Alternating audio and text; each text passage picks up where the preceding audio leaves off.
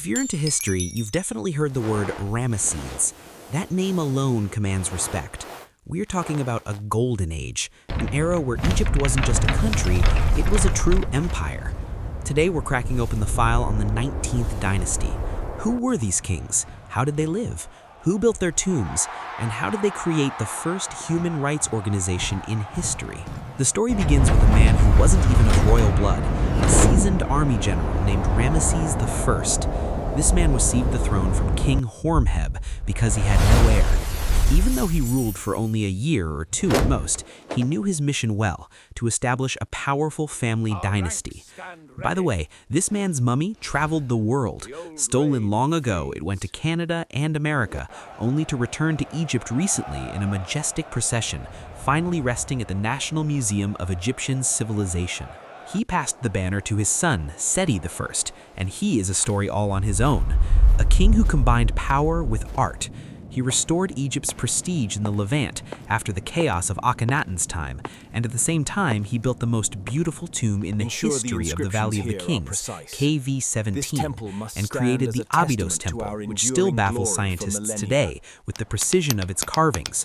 The people and the priests loved him dearly because he respected traditions and restored ma'at, justice and order to the land.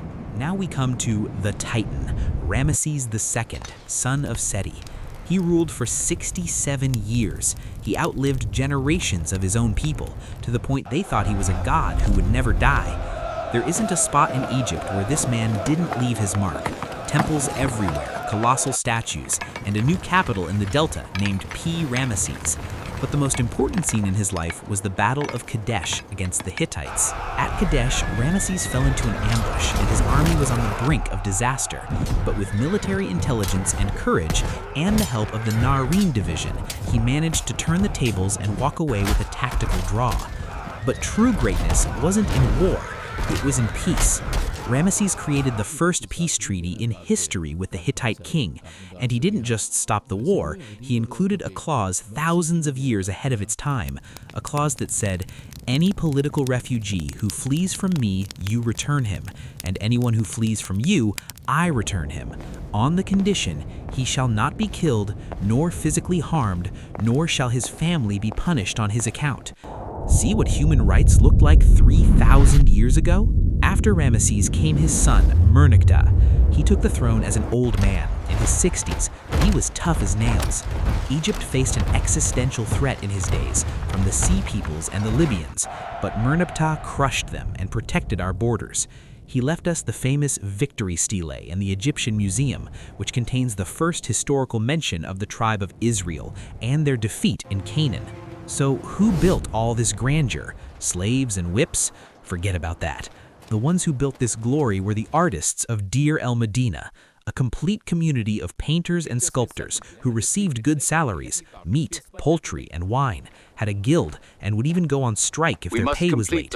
We found pottery shards telling their daily stories, one absent because his wife is giving birth, another absent because he's brewing beer, and one having a fight with his wife. People just like us, living, loving, and hating. In the end, the 19th dynasty weakened due to the struggle for the throne between the grandsons and Queen Tawasret, and their era came to an end. But they legged us an endless legacy. Today, if you want to see them, you will find their mummies crowned as kings in the Museum of Civilization in Fustat, and their statues, especially Ramesses, welcoming the world in the Grand Egyptian Museum. A salute to our ancestors who taught the world the meaning of civilization and the meaning of peace.